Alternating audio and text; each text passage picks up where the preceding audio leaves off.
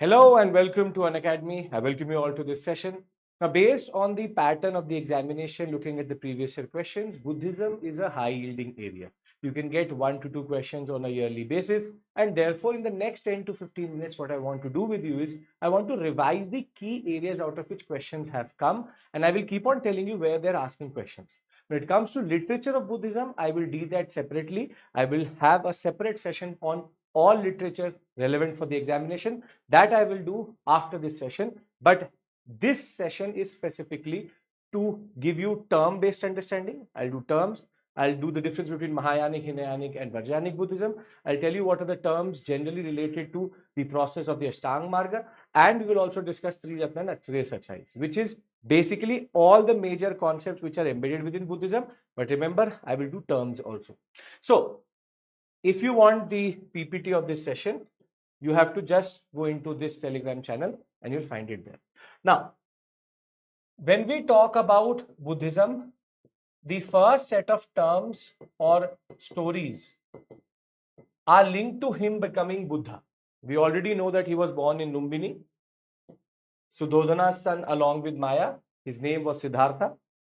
He will then marry Yashodhara, have a son called Rahula. These are questions which PCS level examinations do ask.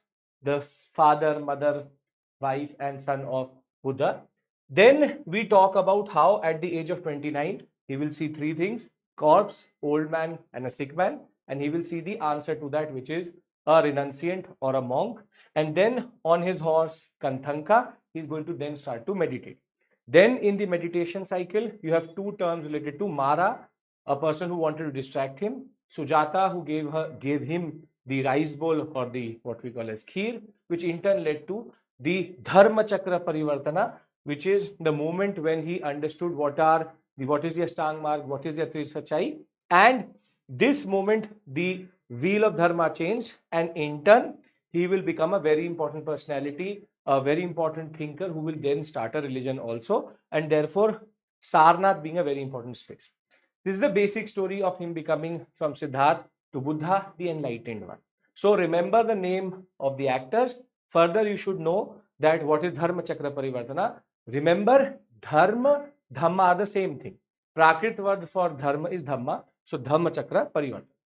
Thereafter, you have the three Ratnas. Now, three Ratnas of Jainism is different. Three Ratnas of Buddhism is different. Buddha, his teaching and the Sangha together are called the three Ratnas. Now, what you have to understand here further is that what he taught is called Dhamma, but this is different from what we call as Ashokan Dhamma. So, Ashokan Dhamma is different, and Dhamma as a core ideology is different, which is the core of the philosophy of Buddhism. Then after, you have what is called as the Arya Sachais, Atriya Sachais, the Four Noble Truths. This is the point from which Buddha starts to now contemplate, and what Buddhism is actually based upon is trying to answer these four questions. And what is the answer? Which is the Ashtang Marg. So, Dukh is there. It has a cause. Samudaya means cause. Dukha means suffering. And you can get removal of that, or you can get a solution for that, which is Nirodha. How do you come out of this cycle of birth? And though Buddhism has a problem, which is that it does not talk about soul, but it talks about a life energy which transmigrates. That is the whole point of the Jatak stories itself. But the Ashtang Marg is how you will get moksha.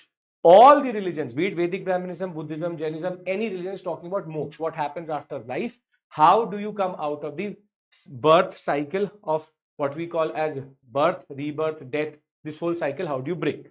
Now, what is the Ashtanga Marga or the Eightfold path through which you will get salvation? You will get Nirvana. You will get what is called as moksha.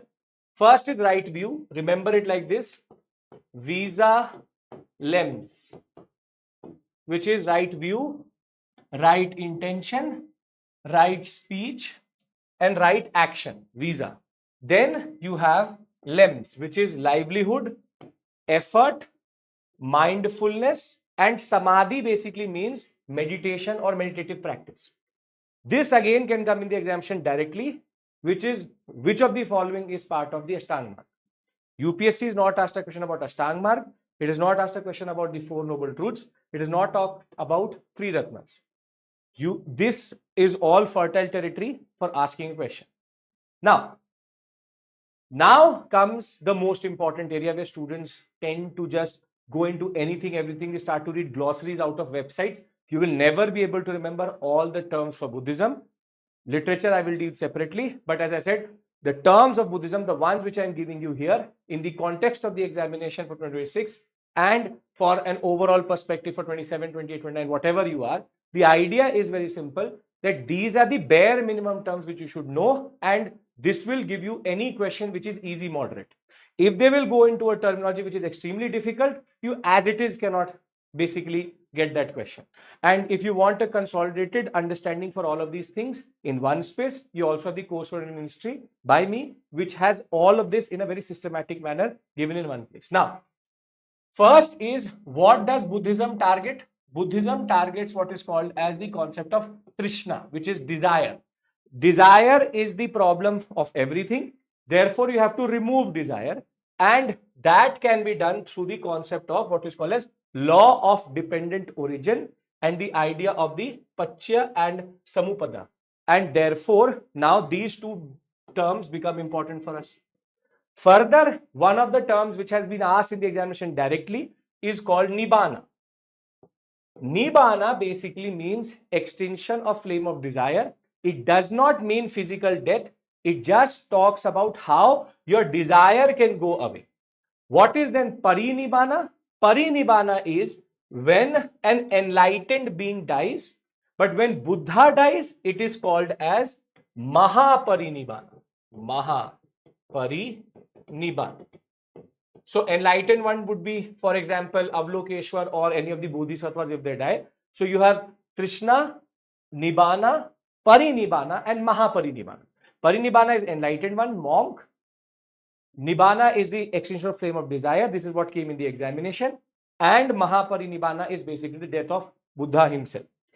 Nibbana has always been, if you go and Google this, it will say Nibbana is the Prakrit word for Nirvana. But Nirvana, salvation, have been used in a, you can say, interchangeable way. Basically, when the extinction of flame of desire happens, then only you get Nirvana.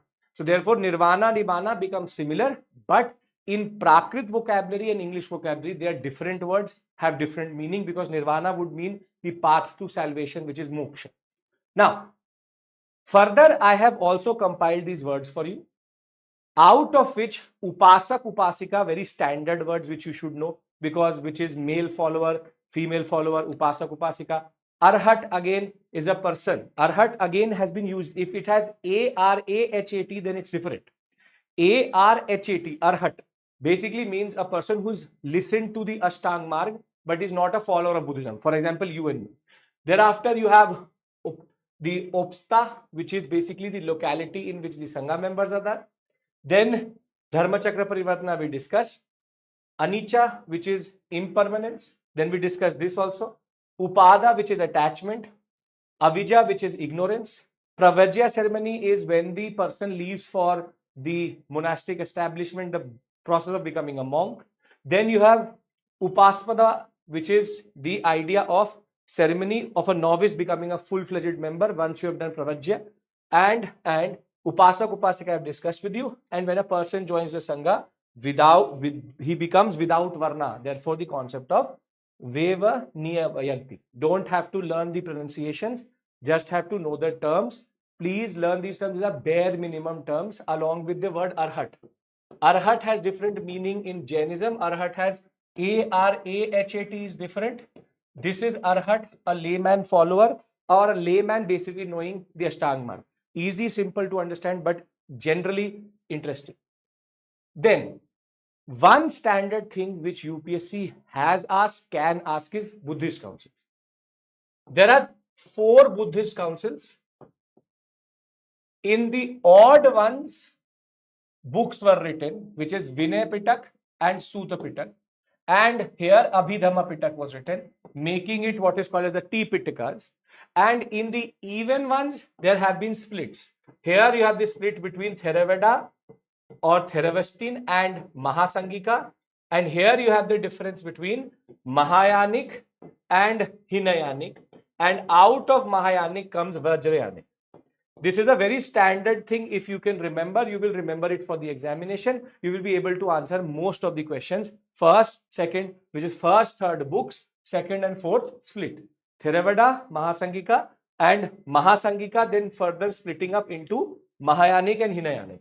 Now, there are certain facts related to this. I'll give you the facts also. For example, first council 486 BC, mostly considered to be this. Then Ajat presided over by Mahakasyapa, Suta, which is Buddha's teaching, Vina, which is rules. Then second Buddhist council 386 under Kalashoka, and Sabakambi is the monk who presides over it. And here there will be a difference on opinion on Vinay Pitak. Should Vinay Pitak change or not? Mahasangika is the unorthodox order which says that it should change, while Theravadin, with the oldest and the most staunch, is Theravadin. They will say Vinay Pitak, the way it is, it should be there. Further, then you have the third Buddhist council under one of the biggest Upasaks, which is Ashoka, under Mogaliputra Tisa, and here Abhidhamma Pitak, which is the philosophical explanation of the Sutta Pitak comes through. And then in the fourth Buddhist council, Kanishka, Vasumitra, Ashwaghosha, Kashmir, there will be a difference on who is Buddha. And that is where the second split will come. And this is where we basically enter into the idea of the concept of Mahayanic, Hinayanic, and Vajrayanic. You have to first understand this. See, one thing you have to understand is when we talk about Theravada, Mahasangika are two groups. Oldest school says Vinay Pitak is the way in original correct, and it says Arhat and a non-serious follower cannot become a Buddha. That is why they were too staunch, too orthodox, they were removed from the Mahasangika. On the other hand, these three are basically offshoots of the Mahasangika only. Mahayanic say that Buddha was God. Hinayanic say that Buddha was a good teacher. Vajrayanic is based on one of the Bodhisattva concept. Bodhisattva is a compassionate being who basically stayed back to give you and me salvation. One of the Bodhisattvas is Tara. I'll give you the list of Bodhisattvas also. And Vajrayanic basically says Tantra Mantra. Both talk about Ashtang Marg. They say, which is an offshoot of Mahayanic Buddhism, that we will not do meditation, will not follow the Ashtang Marg, we'll do Tantra Mantra. This is Tantricism entering into Buddhism. We'll do Tantra Mantra and get salvation in that regard. So Mahayanic and Vajrayanic are related, but Vajrayanic is an offshoot. Buddha is God, Bodhisattva's concept, deification of Buddha, which is image worship. Image worship will happen here. And Hinayanic, Buddha is a good teacher. We should remember his teachings and we will worship the symbols of Buddha. Vajrayanic, follow Tara, do Tantra Mantra and get salvation. Theravada, oldest school, has nothing to do with these three, is a very, very different type of practice, original practice of Ashtang Marg. So, Mahayanic Buddhism, one list becomes important for you because out of this list already, Maitreyi has been asked in the examination.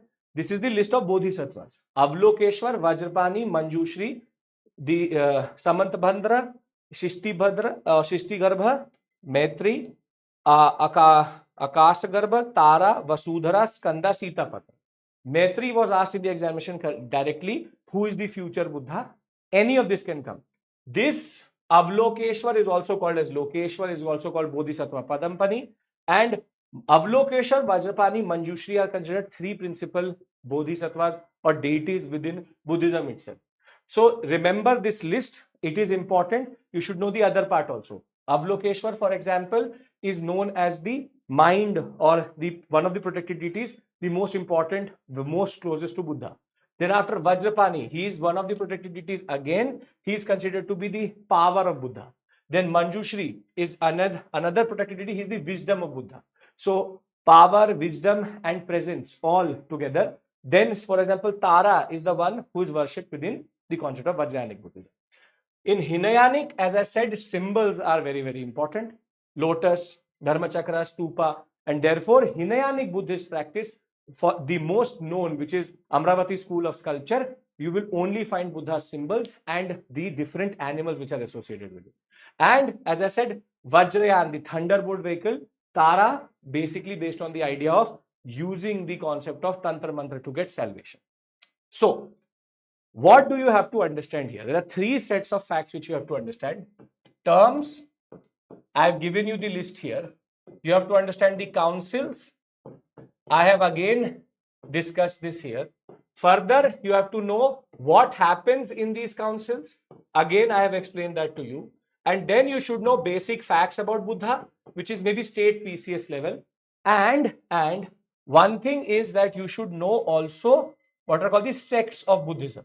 But the problem is I don't want to give you that list here because it is extremely long and it is not worth it. The ROI is not good. Remember the 7 sects of Jainism and then eliminate, because that is easier. We had a question out of sects of Buddhism. Don't chase that question because that is a very difficult question and is based on the current affairs that year. And over and above that, you will never be able to remember close to 30 to 35 sects. Not possible based on a division of Mahasangika, Vajrayanic and Hinayanic, all of that. If you can learn what I've given you here, you are sorted for the examination when it comes to Buddhism. And if there's any question which is based on the idea of basic facts, moderate, easy, little bit difficult also you'll be able to do. But a quiz question, no book can answer, beat even Arya Sharma. So all the best for the examination. And I hope that you're liking these sessions. If you are, like, share and subscribe. And you should tell me and you have to tell me in the comment section what are the topics you want me to cover under this. I will cover all the literature. I will also cover the terms, but this was more important in the larger scheme of things, looking at the number of questions which are coming. Thank you. Take care. Bye-bye.